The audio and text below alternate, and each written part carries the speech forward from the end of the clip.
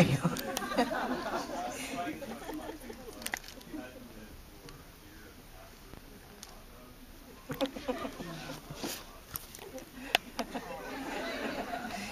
Only because you're Ray Cullimore and I've known you for so long, I will answer your question. It's something about hot dogs and half human, half hot dog. Is Ontario some kind of hotspot for making hot dogs? Do you all? Is this an industry thing? Like, is it like a big? Because I love hot dogs. Don't get me wrong. I just went to an amazing Halloween party where we made Velveeta macaroni and then fried hot dogs and put it in it, and it was. I mean, I've eaten in some of the best restaurants around the world. And I was like, this is maybe the best meal I've ever had. Velveeta macaroni with hot dogs. I don't understand totally. Which half of you would you have be human or a hot dog? I think I would probably have the bottom half of me be a hot dog. Which is probably some sort of like subconscious phallic expression. But anyways. Okay, moving on. Next question. Me. Thanks, Ray. Me. Tegan, come on. I have a question. Fine, Tegan. You think I sat Tegan. here through that whole fucking thing because I don't have a question? I have a question. Tegan, question. Okay.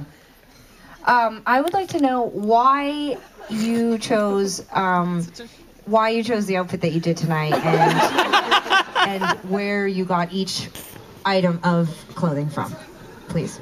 Okay.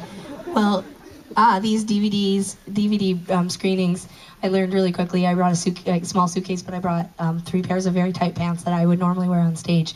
And then I brought these pants, which I call my hotel pants. And the thing is that when you're on stage playing a show, you're moving around a lot, you're sweating a lot. The pants sort of are more like a girdle, so it feels really exciting to be all tight. But at the screenings, it just was giving me indigestion, and I felt like, because I was sitting a lot, that I just had to wear my hotel pants. And then this shirt is to hide that this is, the reason these are called hotel pants is because they're too big for me and they bulge out. So this shirt hides my hotel bulge. And then this jacket I really did buy for the screenings, and it's awesome. Right. And that's it. Where did you get your shoes from? Shut up. They're not my shoes. I borrowed them for these screenings from someone who has bigger feet than I do. Will you sign my CD? No, what you get? I'm gonna do a 70-30 split if you don't get back up here. Okay, another question. Okay, how about just right here? Hi. What's the weirdest thing someone has asked you to sign? Good projection. Very strong voice. The question for the back, I don't know if you didn't hear it, but what is the weirdest thing we've ever been asked to sign? I mean, people bring guitars sometimes, which I feel like I would be terrified. I see that is a piece of a guitar, which is very smart of you and clever. Because bringing a guitar, that seems terrifying. Someone had me sign their iPad the other day, which felt like really upsetting to me because it's not cheap and I don't understand why you'd want me to ruin it. But the other night, someone asked us if we would sign their arm so that they could get it tattooed onto them in front of 500 people at a screening in Los Angeles. And we have really different, like at the beginning of our career, we wouldn't have done something like that. But now I'm like, well, if you want to get a gigantic Tegan and Sara tattoo that you'll probably regret later on, that is really up to you. But this was a different situation because it was in front of everybody. So I said that we would do a vote, and if the audience agreed that this was a good decision and that they would be okay with it, that we would do it. And so we put it to a vote, and everybody like was screaming, so I couldn't really tell, but we just kind of assumed that they were into it, so we did it. And then afterwards, like while we were signing, people were yelling out like, "No, don't do that! Why are you doing it?" And I was like, I felt like we'd like, someone later on in life will come up to me and like be the mother of that girl or something, and so I feel shame about that, so anyway. Okay, how about right here?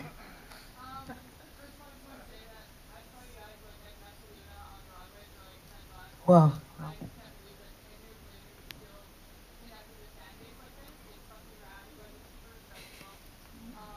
Thank you.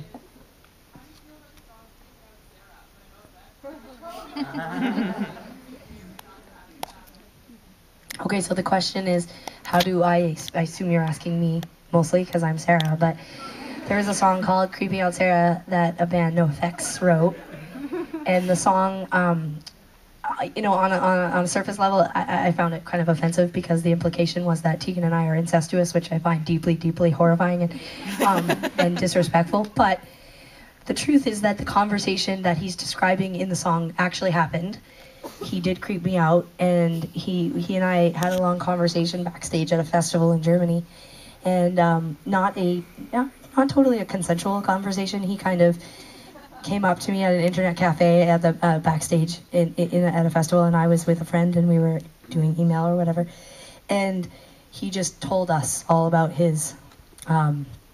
He told us all about himself, and mostly it had to do with sex, and involved his interest in the BDSM community and having a sex dungeon, and yeah. She said sex dungeon. Just me, just just doing my emails in Germany, and just had to listen to him talk while also swigging from a red wine bottle. But anyway, it was cute. It was cute how he's like that. But I mean, the song is truthful. How do I feel about? I mean, I think it's I think he's offensive, but he's also he's Fat Mike. That's how he is. That's sort of his MO. But yeah, I don't know what else to say about it. Like, I didn't want to fight him or anything. I mean, I think he understood that we didn't totally love the track. Afterwards, we did talk. I talked with him a little bit. He was still on tour, and when it came out, and everybody was like being like, "No effects. This is Tegan and Sara." He was horrified, and he and I talked on the phone quite a bit, and then he released a statement. He was like, "We love you guys.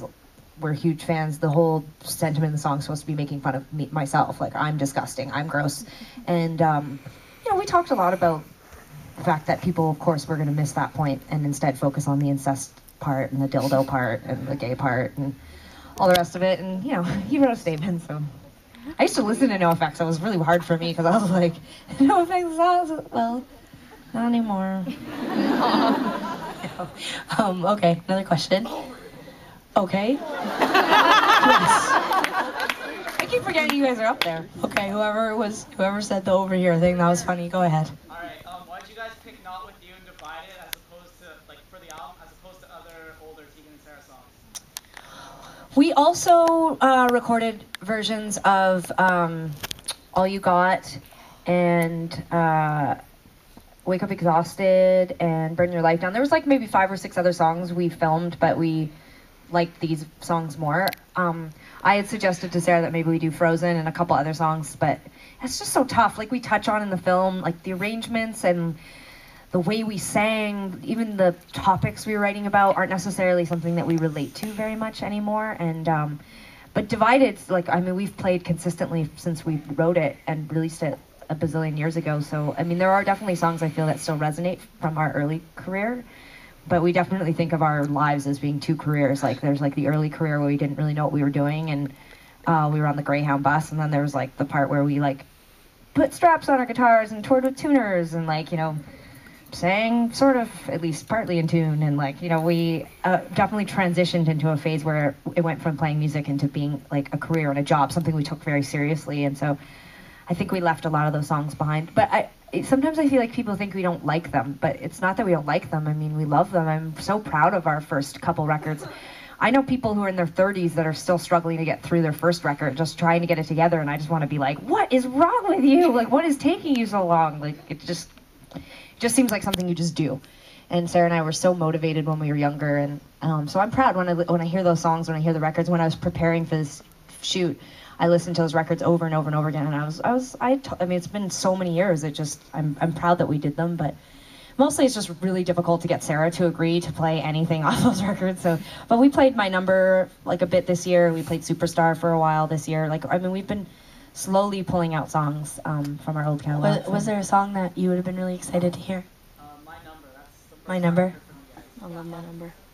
This is everything. Yeah, we did that one for This is everything we did for our last DVD. So there was a couple of songs that we Living Room. We also were we didn't do it at the live concert because it's a song that we've done so many times. There was a couple of conversations about what material we sort of wanted to put out there that wasn't maybe as that hadn't been done as much.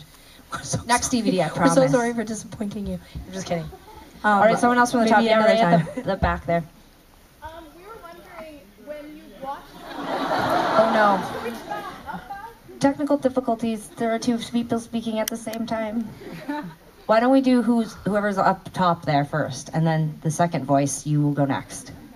When you've watched the DVD back so many times, are there things that you regret saying or wish you would have said differently, or you beat yourself I assume you're all laughing because you're like, they better be feeling that way. We definitely are human, and I think, and hot dog, but I think I go back and forth. There are times where So after we saw the movie in Austin this weekend for the first time, Sarah came backstage and said, big time. Yeah, she was like, I'm taking a year off to take voice lessons and get braces. So, I mean, we're human and we definitely get self-conscious, and there's lots of moments. I mean, the whole first movie, I'm singing like half a step down from Sarah. Like, I'm like, why am I out of tune the entire time? Like, why doesn't anyone that works for us, our sound guy, our front house, our tour manager, some of our dearest friends, our guitar player, my manager, anyone, just as a word to the wise, the next record, if there's a song that I consistently sing out of tune, just tell me. Don't tell me in front of a group of people. Just take me aside and be like, look, old yeller, you're trying really hard. That's not your key. You know, and as we get older and our voices change, oh my Justin God. Bieber, I have to take baby, and I have to do a couple steps down from it, and that's not a big deal. It doesn't mean my career's over. It just means maybe 19 needs to be sung in a different key. And Emmy's here tonight, and she told us that when we put this record out. She was like, Tegan, you're not singing in tune. So, and I rejected that and resisted it. Now it's on DVD forever. So, but there's definitely lots of moments like that on the DVD. So we try not to beat up on that ourselves. bathing suit that I'm wearing and the States thing, I'm like, just put a bathing suit